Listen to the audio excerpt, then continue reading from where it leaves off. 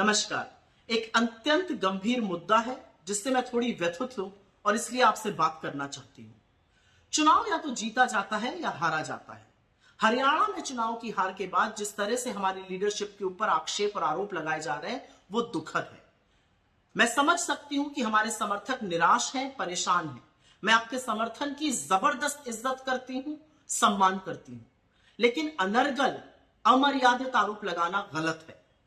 चुनाव ना कोई एक व्यक्ति ना कोई एक मुद्दा हराता है या जिताता है। चुनाव में तमाम समीकरण होते हैं, तमाम मुद्दे होते हैं जिससे चुनाव का परिणाम निर्धारित होता है। ऐसे में हार के बाद कुछ नेताओं का चरित्र हनन करना, उनके खिलाफ अमर्यादित, अनर्गल, इर्रिस्पॉन्सिबल टिप्पणी करना बिल्कुल गलत है। संगठन महासचिव केसी वेणुगोपाल जी के बारे में कुछ गलत बातें की गई और बीजेपी उसमें कूद पड़ी। भारतीय जनता पार्टी वालों से मेरा कहना है, इस गटर की राजनीति को मत अपनाओ। ये राजनीति मत करो, इसका खामियाजा आपको भुगतना पड़ेगा। और आपके लिए किसी औरत का चरित्र हनन कर देना तो दाएं हाथ का खेल है, क्योंकि औरत तो आपके और आपके आरएसएस के अनुसार दोयम दर्जे की नागरिक है।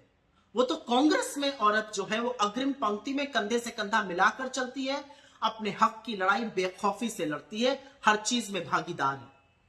कांग्रेस के नेता, कांग्रेस के वरिष्ठ नेता, कांग्रेस के कार्यकर्ता, कांग्रेस के पदाधिकारी आज एक बड़ी निर्णायक लड़ाई लड़ रहे हैं और इसका बहुत बड़ा दाम भी चुका रहे हैं। असलियत यह है कि आज कांग्रेस का ऐसा कोई नेता नहीं है जिस पर दसियों मुकदमे ना हो। तो ऐसे में अमर्यादित टिप्पणी करना, अनर्गल आरोप लगाना, इर्रिस्पॉन्सिबल स्टेटमेंट्स देना, उन लोगों के हिसाब से जो अपने आप को बीजेपी का आलोचक कहते हैं, ये याद रखिएगा कि आप इस महासंग्राम में तानाशाही के खिलाफ जो लोग लड़ रहे हैं उनका ज्यादा नुकसान कर रहे हैं इस तरह की बयानबाजी करके। आज वक्त है एक साथ एक मुश्त होकर रहने का, एक साथ लड़ने का, आगे बढ़ने का।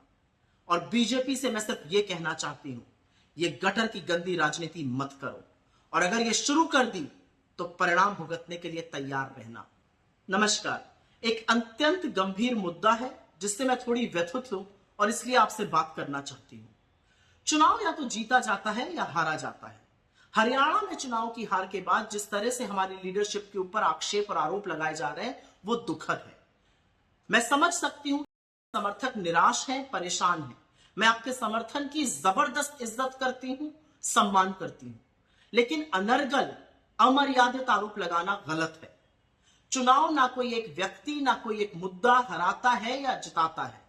चुनाव में तमाम समीकरण होते हैं, तमाम मुद्दे होते हैं जिससे चुनाव का परिणाम निर्धारित होता है। ऐसे में हार के बाद कुछ नेताओं का चरित्र हनन करना, उनके खिलाफ अमर्यादित, अनर्गल, इर्रिस्पॉन्सिबल टिप्पणी करना बिल्कुल गलत है।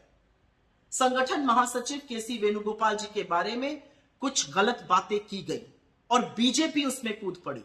भारतीय जनता पार्टी वालों से मेरा कहना है, इस गटर की राजनीति को मत अपनाओ।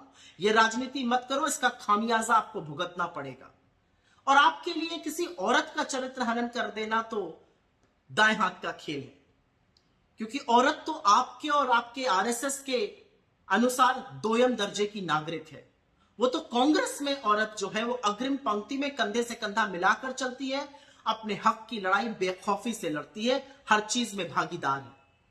कांग्रेस के नेता, कांग्रेस के वरिष्ठ नेता, कांग्रेस के कार्यकर्ता, कांग्रेस के पदाधिकारी आज एक बड़ी निर्णायक लड़ाई लड़ रहे हैं और इसका बहुत बड़ा दाम भी चुका रहे हैं। असलियत यह है कि आज कांग्रेस का ऐसा कोई नेता नहीं है जिस पर दसियों मुकदमे ना हो।